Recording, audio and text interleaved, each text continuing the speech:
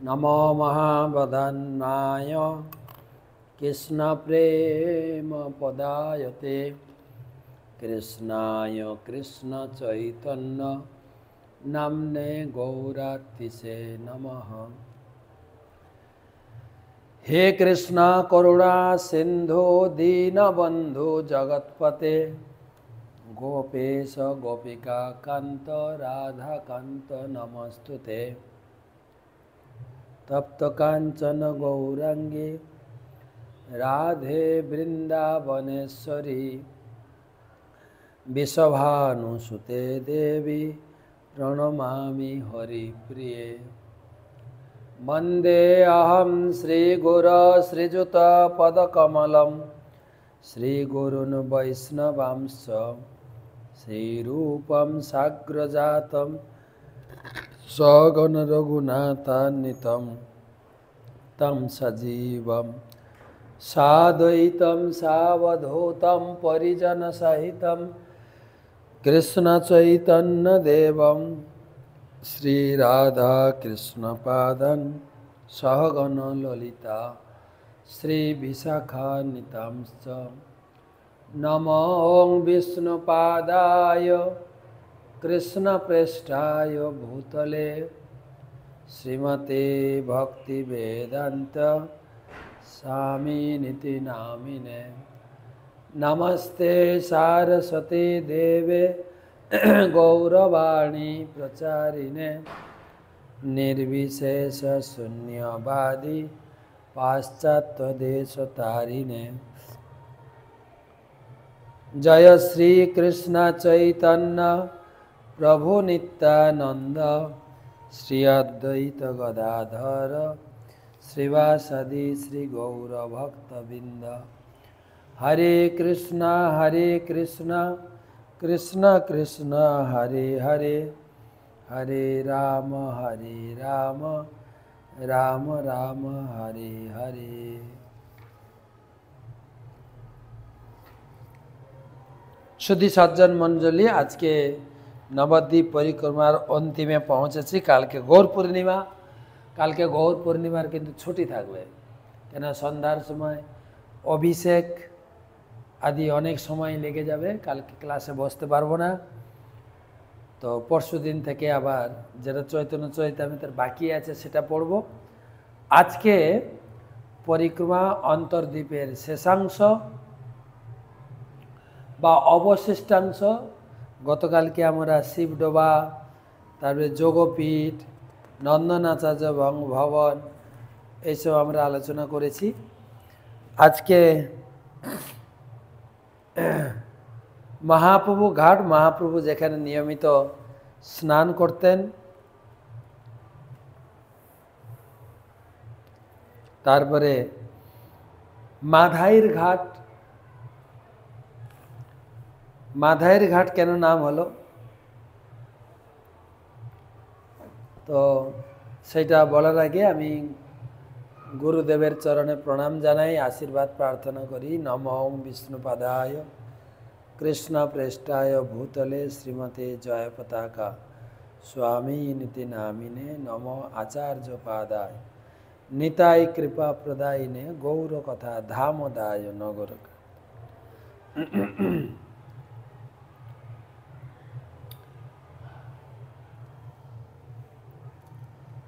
তো মাধাইর ঘাট, গঙ্গার তীরে অনেক ঘাট ছিল। একটা ছিল গৌরাঙ্গ ঘাট, গৌরাঙ্গ মহাপ্রভু স্নান করতে। মাধাইয়ের ঘাট মানে মাধাই শুধু স্নান করতো না, জগাই মাধাই তো এত বড় পাপী ছিল, মহাপ্রভু তাদের উদ্ধার করলেন। এবং উদ্ধার হওয়ার পরে মাধাইয়ের খুব অনুশোচনা হলো, খুব খেদ।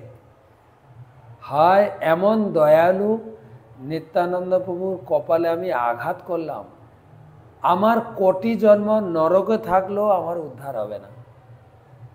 খুব অনুশোচনা, খুব অনুশোচনা। একদিন নিত্যানন্দ প্রভুকে একা পেয়ে মাধাই গিয়ে নিত্যানন্দ প্রভুর দুটো চরণ ধরে ধরে হাউ হাউ করে কাঁদছেন, প্রভু আপনি হচ্ছেন স্বয়ং বলরাম, হলধর, শেষ স্বরূপ, ভগবানের দ্বিতীয় প্রকাশ, অভিন্ন সেব্য ভগবান। তো আমি অজ্ঞানবশত, আমার দুর্ভাগ্যবশত আপনার মতো ব্যক্তির কপালে আমি আঘাত করেছি। আমার কি হবে প্রভু? কোটি জন্ম যদি আমি নরকে থাকি তাহলেও আমার উদ্ধার হবে না। হে প্রভু, আপনি কৃপা করুন। সন্তান যেমন অবোধ সন্তান যেরকম মা বাবাকে চরণ দিয়ে আঘাত মারে, মা বাবাকে অজ্ঞানবশত কষ্ট দেয়, আমিও আমার অজ্ঞানতাবশত, দুর্ভাগ্যবশত, আমার কি বলা যায়, বশত আমি আপনার চরণে অপরাধ করেছি, আপনার শরীরে আঘাত দিয়েছি। হে প্রভু, আপনি কৃপা করুন। নিত্যানন্দবাবু বললেন, আমি তো তোমাকে ক্ষমা করে দিয়েছি। বলছে, না, আমার ভিতর থেকে আমি এত লোককে কষ্ট দিয়েছি, এত লোকের চরণে অপরাধ করেছি, এত লোকের দুঃখ দিয়েছি, সেখান থেকে মোচন হব কি করে? তখন নিত্যানন্দবাবু আদেশ করলেন, তুমি এই যে গঙ্গার ঘাট আছে এখানে, এটা তুমি ভালো করে পরিষ্কার করো এবং গঙ্গার ঘাটে যত লোক স্নান করতে আসবে তাদের কাছে তুমি ক্ষমা প্রার্থনা করো।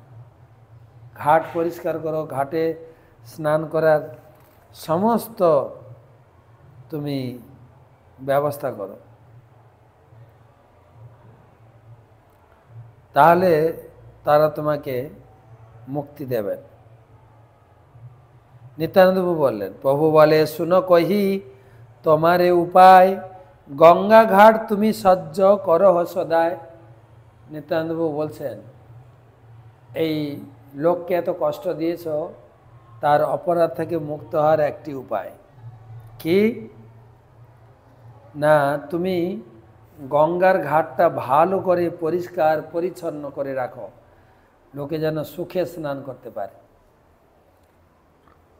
সুখে লোকে যখন করিবে গঙ্গা স্নান, তখন তোমারে সবে করিব কল্যাণ। অপরাধ ভঞ্জনী গঙ্গার সেবা কার্য, ইহাতে অধিক বা তোমার কোন ভাগ্য। কাকু করি সবাই করিহ নমস্কার, সব অপরাধ তবে ক্ষমিব তোমার। সবার চরণে প্রার্থনা করবে, পূজা করবে, চরণ ধরে প্রণাম করবে, আর কাকুতি মিনতি করেও ক্ষমা চাইবে, আমাকে ক্ষমা করে দিন প্লিজ, আমাকে ক্ষমা করে দিন। জ্ঞানে বা অজ্ঞানে যত কইলু অপরাধ, সকল ক্ষমিয়া মরে করহ প্রসাদ। তো তখন সবাই মাধায়ের প্রতি সন্তুষ্ট হয়ে মাধাইকে কৃপা করলেন। বলছেন, পরম কঠোর তপ কর এ মাধাই, ব্রহ্মচারী হেন খ্যাতি হইল তথায়। দিন রাত ঘাট পরিষ্কার করে, আর সবাই যখন স্নান করতে আসে সহযোগিতা করে, চরণ ধরে ক্ষমা চায়। দিন রাত নিরবধি গঙ্গা দেখি থাকে গঙ্গা ঘাটে, সহস্তে কোদালি লইয়া আপনাই ঘাটে। গঙ্গার ঘাটে থাকে সব সময়, আর কোদাল টোদাল নিয়ে সবসময় পরিষ্কার পরিচ্ছন্ন করে রাখে।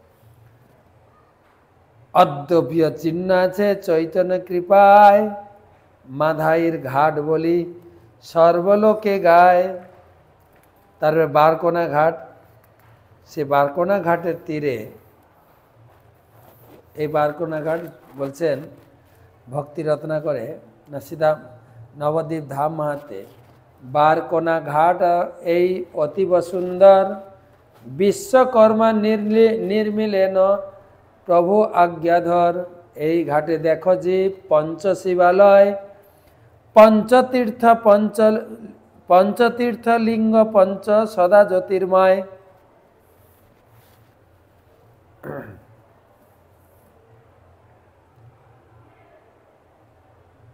এই বারকোনা ঘাট অত্যন্ত সুন্দর। এখন আর এই চোখে এরকম সুন্দর দেখা যায় না, গঙ্গাও অনেকটা সরে গেছে আগে। তো তার তীরে শুক্লাম্বর ব্রহ্মচারী বড়ই পবিত্র, তীর্থপুত কলেবর মধুর চরিত্র। তো সেই বারকোনা ঘাটের তীরে শুক্লাম্বর ব্রহ্মচারী বাস করতেন। সে শুক্লাম্বর ব্রহ্মচারী ছিলেন সুদামা বিপ্র কৃষ্ণলীলা, এখানেও ভিখারির রোল করেছেন। এ বল শুনিয়া প্রভু কহিল উত্তর, মোর এক বল তুমি শুনো শুক্লাম্বর। এ বনে যতই গাছে শৃগাল কুকুর, আমার কি হইছিল তাতে কহিল ঠাকুর।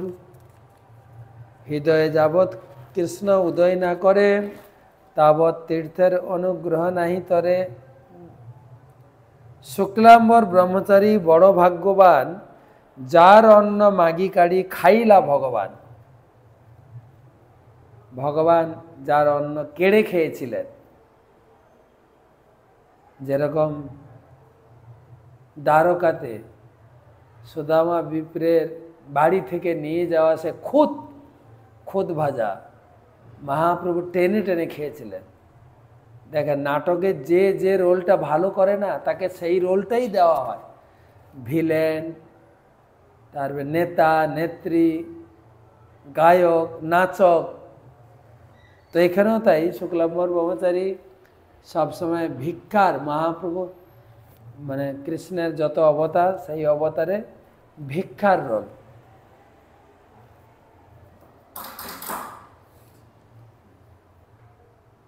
মহাপ্রভু একদিন তিনি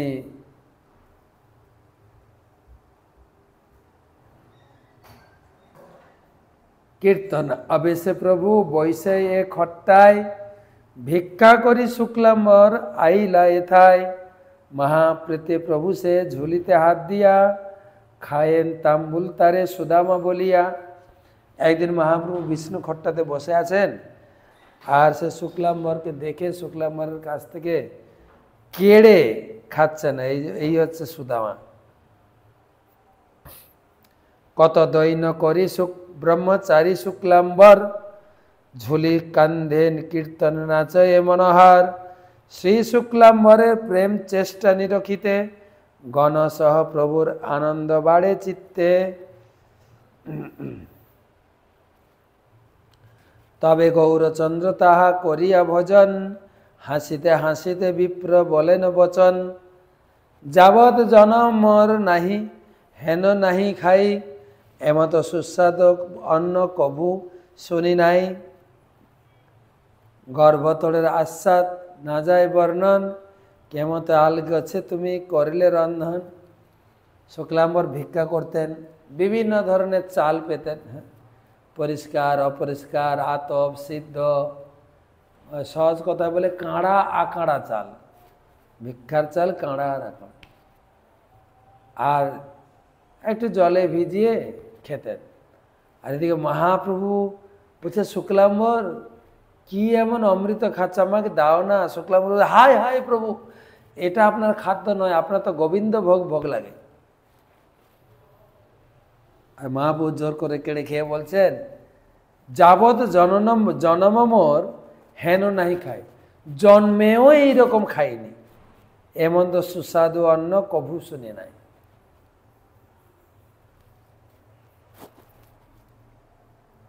তো সেই শুক্লাম্বর প্রভুর সঙ্গে মহাপ্রভুর আদান প্রদানের দৃশ্য। তো সে হচ্ছে শুক্লাম্বর ব্রহ্মচারীর। তারপরে নাগরিয়া ঘাট আছে, বিভিন্ন ঘাটের নাম। তারপরে গঙ্গানগর, গঙ্গানগর সেটাও পরিক্রমা মার্গের উপরে পড়ে। যখন গঙ্গানগর কথাটা অনেক লম্বা, সংক্ষেপে বলি। ভগীরথ যখন গঙ্গা নিয়ে আসছিলেন সেই হিমালয় পর্বত থেকে প্রয়াগ, কানপুর, পাটনা হয়ে, মালদা হয়ে যখন বাংলায় ঢুকলেন, ভগীরথ সামনে শঙ্খ বাজিয়ে বাজিয়ে যাচ্ছেন, আর পিছনে কলক কলক ধ্বনিতে মা গঙ্গা প্রবল স্রোতের মাঝে তিনি মকর বাহিনী হয়ে চলছেন। দেবী সুরেশ্বরী ভগবতী গঙ্গে ত্রিভুবন তারিণী তরল তরঙ্গে শঙ্কর মৌলি নিবাসিনী বিমলে মম মতিরাস্তম তব পদ কমলে। ভগীরথ সামনে গঙ্গা স্তুতি করতে করতে যাচ্ছে আর গঙ্গা আসছে। তো নবদ্বীপ পেরিয়ে যখন ভগীরথ যাচ্ছিলেন, গঙ্গাও তার পিছনে পিছনে আসছিলেন, কিন্তু নবদ্বীপে এসে তিনি ব্রেক কষে দাঁড়িয়ে গেলেন, থেমে গেলেন, আর এগোচ্ছেন না। কি বলে, ভগীরথ তো মনের আনন্দ অনেক দূর কীর্তন করতে করতে স্তুতি করতে করতে এগিয়ে গেছে, কিন্তু গঙ্গা পিছনে। আবার ভগীরথ রথ ফিরিয়ে নিয়ে এসে মা গঙ্গাকে জিজ্ঞেস করলেন, গঙ্গে, আর এখান থেকে তো আমাদের পূর্বপুরুষদের অনেক দূর রাস্তা বাকি, এখান থেকে কমপক্ষে 200 কিলোমিটার যেতে হবে, তারপরে আমার পূর্বপুরুষরা যেখানে ছাই বর্ষ হয়েছে সেখানে উদ্ধার পাবে। তখন মা গঙ্গা বলেন, বৎস, ফাল্গুনী পূর্ণিমা তিথি প্রভু জন্মদিন, সেই দিন মম ব্রত আছে সমীচীন, সেই ব্রত উদযাপন করিয়া নিশ্চয় চলিব তোমার সঙ্গে, না করিও ভয়। এখন ফাল্গুন পূর্ণিমাতে মহাপ্রভুর জন্মদিন, সেই জন্ম উৎসব পালন না করে কি করে যাই, আমি এখানে আরো 1 মাস থাকবো, কেননা মহাপ্রভুর জন্মতিথি 1 মাস বাকি, সেটা করে তারপরে যাব। সেই জায়গা গঙ্গা 1 মাস অবস্থান করেছিলেন, সেই জন্য সেই জায়গার নাম গঙ্গা নগর। আর সেই গঙ্গার পদাঙ্ক অনুসরণ করে প্রতি বছর 1 মাসের জন্য মেলা বসছে, 1 মাস। আর বহু ভক্তটাকে অনুসরণ করে তারা 1 মাস ধরে মেলা উপভোগ করেন। শ্রবণ মেলা, ILS, কীর্তন মেলা, নবদ্বীপ পরিক্রমা, এখন চলছে ফেস্টিভ্যাল। সেই গঙ্গানগর, তারপরে আমরা গেছি ভরতদাস টিলা,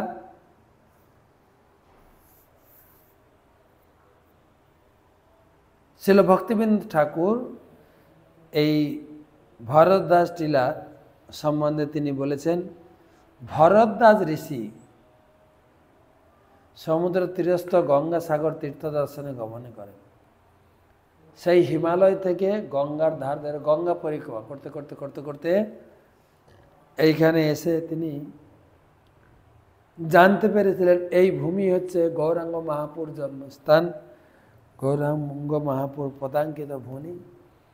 তো এখানে বসে তিনি গৌরাঙ্গ মহাপ্রভুর দর্শন পেয়েছিলেন, সেই জন্য ভরতদাস টিলা, সংক্ষেপে লোকে বলে ভারুই ডাগা। তো সেখানে একটা মন্দির বানানো হয়েছে আমাদের ইস্কন থেকে। খোল ভাঙার ডাগা,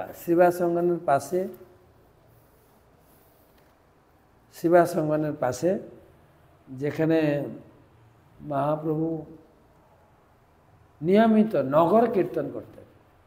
একদিন কাজীর লোকেরা, তার লোকজন এসে এই চাঁদ কাজী তার লোক বল নিয়ে এসে নিমাইয়ের এই কীর্তনরত অবস্থায় খোল ভেঙে দেন।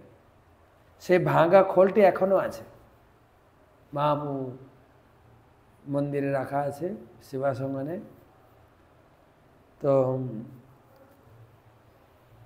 মহাপ্রভু যখন শুনলেন আমার কীর্তনের খোল ভেঙে দিয়েছে চাঁদ কাজী, মহাপ্রভুর সঙ্গে সঙ্গে আন্দোলনের ডাক ডাকলেন, কে কোথায় আছে চলো আমরা মিছিল করে চাঁদ কাজীকে দমন করব।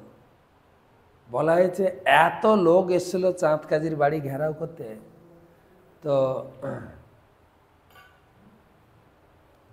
বলছে এত ভক্ত এসেছিল, এত ঠাসা ভিড় হয়েছিল, এত লোক কোত্থেকে এলো না। মহাপ্রভুর ইঙ্গিতে এই জগতে যত লোক ছিল, স্বর্গলোক জনলোক সব জায়গা থেকে লোক এনে বিশাল কীর্তনের রোল, হুঙ্কার, গর্জন দিয়ে সেই চাঁদ কাজীর বাড়ি ঘেরাও হয়েছিল।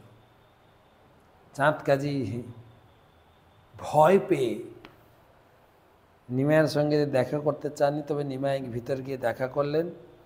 চাঁদ কাজী বললেন, চাঁদ কাজীকে মহাপ্রভু মামা বলে সম্বোধন করলেন, তুমি আমার মামা, হ্যাঁ তুমি কেন সংকীর্তনে বাধা দাও? কারণ সে তো কংস, সেই মামা তো। তখন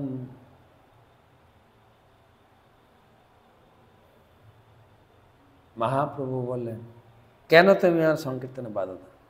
তখন চাঁদ কাজী বলছেন, দেখো তোমার খোল ভেঙে দেওয়ার পরে রাত্রে আমার কি একটা দুঃস্বপ্ন, একটা সিংহ এসে আমার বুকে বসে আমার বুক ছেড়ে দিচ্ছে, অর্থাৎ নরসিংহদেব। হ্যাঁ, তো আমি এখন থেকে আর কীর্তনে বাধা দেব না। তো সেই হচ্ছে খোল ভাঙার ডাঙ্গা। তারপর শিবাসঙ্গন, শিবাসঙ্গন,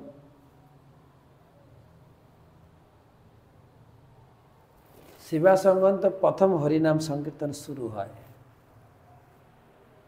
মহাপ্রভু ছোটবেলায় বাল্য চাপল্য চাঞ্চল্য প্রকাশ করেছেন। তারপরে গয়া থেকে পিণ্ডদান করে আসার পরে, দীক্ষা নিয়ে আসার পরে তার ভাবান্তর হয়ে গেল, হা কৃষ্ণ কোথা কৃষ্ণ। আর প্রতিদিন রাত্রে নির্বাচিত সিলেক্টেড কয়েকজন ভক্তকে নিয়ে তিনি সংকীর্তন আস্বাদন করতেন শ্রীবাস অঙ্গনে। মহাপ্রভু নিত্য 4 জায়গায় বিরাজমান, শ্রীবাস অঙ্গনে, সচিমাতার রন্ধনে, নিত্যানন্দ নর্তনে, রাঘব ভবনে। এই 4 জায়গার মধ্যে শ্রীবাস অঙ্গন একটা প্রসিদ্ধ জায়গা। সেখানে প্রতিদিন রাত্রে কীর্তন হতো। মহাপ্রভু কীর্তন করেন প্রতিদিন, নাচ গান।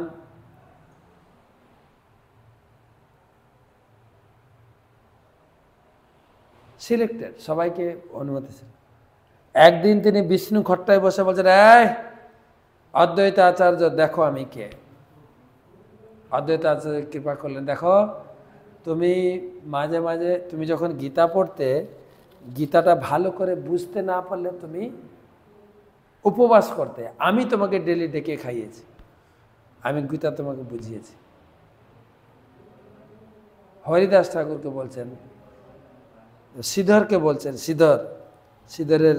শ্রীধরের বাড়িও এই অন্তর্দ্বীপে। শ্রীধরকে মহাপ্রভু বলছেন, ছোটবেলায় তোমার দোকানে একজন ব্রাহ্মণ ছেলে গিয়ে দর কষাকষি করত, থোড়ের দাম কত, কলার দাম কত, মোচার দাম কত, আর তুমি যা বলতে ও বার্গেনিং কত, হাফ দাম বলতো। এই নিয়ে দর কষাকষি হতো। সেই তুমি চিনতে বলছো, হ্যাঁ সেটা হচ্ছে আপনি ছোটবেলার রূপ নিমাই। বলছে, হ্যাঁ আমি তোমার দোকানে গিয়ে খুব আনন্দ পেতাম। তুমি কিছু বর চাও, আমি তোমাকে বর দেবো, তোমার উপরে আমি খুব সন্তোষ, তুমি গঙ্গা মায়ের ভক্ত। তখন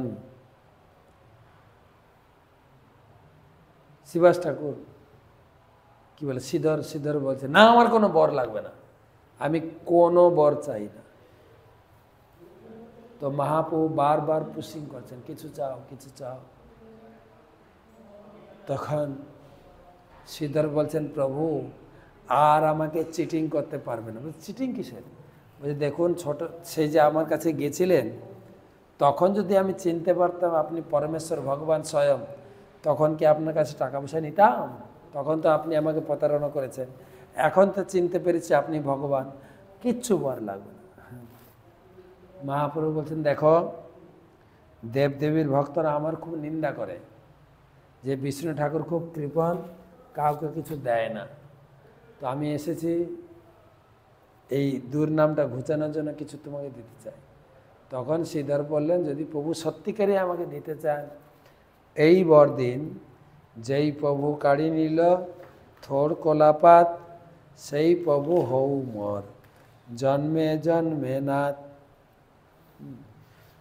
তো মহাপ্রভু খুব খুশি হলেন। সেই শিবাসঙ্গন, খোলভাঙ্গা ডাঙ্গা, তারপরে আমরা যাব মাসির বাড়ি। মাসির বাড়ি, মাসির চৈতন্য মহাপ্রভুর মা সচিমাতা, মাসি ছিলেন সর্বজয়া দেবী, আর মাসির বাড়ি কাছেই ছিল। তো সেখানে মাসির বাড়িতে ছিল ভক্তি সিদ্ধান্ত সরস্বতী ঠাকুর একটা বিশাল মন্দির, হ্যাঁ, চৈতন্য মঠ স্থাপন করেছেন এবং উনি পার্সোনালি ওইখানে থাকতেন। একবার সংকল্প করেছিলেন যে 100 কোটি নাম জপ করব, সেই নাম জপের প্রভাবে বিশ্ব শুদ্ধ হয়ে যাবে। সেই নাম জপের প্রভাবে সেখানে বৃন্দাবন প্রকটিত হয়েছে। গিরি গোবর্ধন, শ্যামকুণ্ড, রাধাকুণ্ড, তমাল, কদম্ব সেইখানে হয়েছে। সেই যোগপীঠের দর্শন করে অত্যন্ত সুন্দর। তারপরে খুব অপূর্ব বিগ্রহ শ্রী শ্রী রাধা গান্ধর্বিকা গিরিধারী, এত সুন্দর মন মাতানো আকর্ষক সেই বিগ্রহ রয়েছে। তারপরে গৌর দাস বাবাজি সমাধি মন্দির, এইসব আপনি মাসির বাড়িতে পাবেন। রাধাকুণ্ড, শ্যামকুণ্ড এবং তার পাশে রয়েছে পৃথুকুণ্ড, বল্লাল ঢিপি, বল্লাল দিঘি। সত্যযুগে পৃথু মহারাজ এসেছিলেন, এখানে একটা পাবলিকের জন্য বিশাল কূপ খনন করেছিলেন যেখানকার জল পেতে পারে সবাই। আর কূপ খনন করতে গিয়ে তিনি গৌরাঙ্গ মহাপ্রভু দর্শন করেছিলেন যে মহারাজ পৃথু, তুমি যে জায়গায় দাঁড়িয়ে আছো এটা হচ্ছে অত্যন্ত পবিত্র জায়গা। এখানে নবদ্বীপ ধামে এখানে স্বয়ং চৈতন্য মহাপ্রভু আবির্ভূত, চৈতন্য মহাপ্রভু দর্শন পেয়েছিলেন পৃথু মহারাজ। সে পৃথুকুণ্ড, পরবর্তীকালে সেই কুণ্ডটাকে বল্লাল দায়িত্ব নিয়ে সেটাকে সংস্কার করে। আর তারপরে হচ্ছে যেখানে বল্লাল সেনের বাড়ি ছিল ঢিপি, সেটা তো আছে, সেটা হচ্ছে আপনার পশ্চিম গেটের কাছে। তার মুরারিগুপ্ত ভবন, মুরারিগুপ্ত মহাপ্রভু থেকে বয়সে অনেক বড় ছিলেন, অনেক বড়,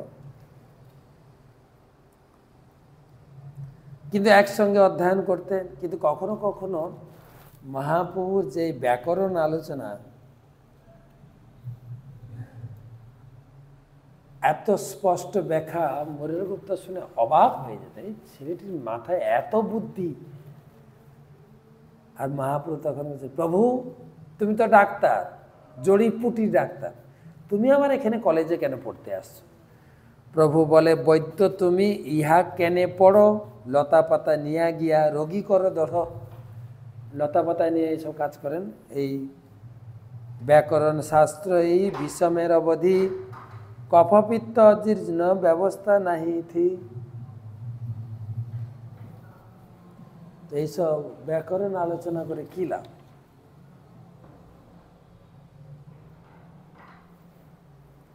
তো মুরারিগুপ্ত প্রভু হচ্ছেন, তিনি ছিলেন রামচন্দ্রের সেবক। তিনি রাম, লক্ষ্মণ, সীতা উপাসনা করতেন। আর মুরারিগুপ্ত প্রভু ছিলেন হনুমানের অবতার, হনুমান রাম উপাসক ছিলেন। আর ঠিক সেই সময় মহাপ্রভু তাকে কখনো বামন রূপে, কখনো রামচন্দ্র রূপে তাকে বহুবার দর্শন দিয়েছেন। পরবর্তীকালে তিনি মহাপ্রভুর একজন পার্ষদে পরিণত হয়েছিলেন। মোটামুটি এই জায়গাগুলো দর্শন করতে হয়। আজকে আমার বেশি কথা এগোবো না। আজকে হবে, এখন হবে অধিবাস, কালকে গৌর পূর্ণিমা মহোৎসব অধিবাস। কালকে সন্ধ্যায় ক্লাসে আমি বসবো না, কেননা অভিষেক চলবে, অনেক উৎসব রয়েছে। আপনারাও উৎসবে উপভোগ করবেন, মায়াপুর টিভিতে থাকবেন। কালকে প্রচুর উৎসব। সকালে গুরুদেব চৈতন্য জন্মকথা ক্লাস দেবেন, ভারতীয় সময় সকাল 7টা থেকে 8টা। তারপরে 10টা থেকে 12টা দুজনের সন্ন্যাস দীক্ষা হবে। গুরু মহারাজ সন্ন্যাস দীক্ষা দেবেন। আত্মারাম প্রভু উড়িষ্যা থেকে, আমাদের পরম পূজ্য গোবিন্দানন্দ প্রভু পানিহাটি থেকে। উনি মায়াপুরে আগে ছিলেন। দীক্ষা হবে, তারপরে সারাদিন কীর্তন মেলা, আর বিকাল 5টা থেকে শুরু হবে মহাপ্রভুর মহা আড়ম্বর মহা অভিষেক। তারপরে চলবে কালকের দিনটা, লাস্ট দিন চৈতন্যের বন্যা, চৈতন্য চরিতামৃত দিয়ে বন্যা করে দেওয়া হবে।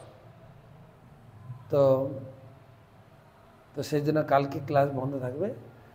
পরশু দিন থেকে আবার আলোচনা করব। কালকে আপনারা গৌর পূর্ণিমা উৎসব উপভোগ করেন, মঙ্গল আরতি করবেন, ভগবানকে শৃঙ্গার করে নতুন কাপড়, নতুন বস্ত্র, গয়না গাটি, সুন্দর ফুল দিয়ে সাজাবেন, বেশি করে জপ করবেন, চৈতন্য চরিতামৃত পড়বেন, পড়াবেন, শোনাবেন, লোকে দান করবেন চৈতন্য চরিতামৃত। কালকে লাস্ট অফার।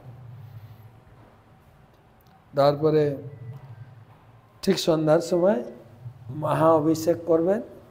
যদি আপনার কাছে মূর্তি থাকে, মূর্তি না থাকলে ফটোতে আপনি ফুল অভিষেক করবেন, তারপরে অনুকল্প প্রসাদ পাবেন। এইভাবে কালকের দিনটা আপনারা ব্রত উপবাস করে কাটাবেন। হরে কৃষ্ণ, শুভরাত্রি। আপনারা মায়াপুর টিভিতে চোখ রাখবেন, সব অনুষ্ঠান দেখতে পাবেন মায়াপুরের লাইভ টেলিকাস্ট। শুভরাত্রি।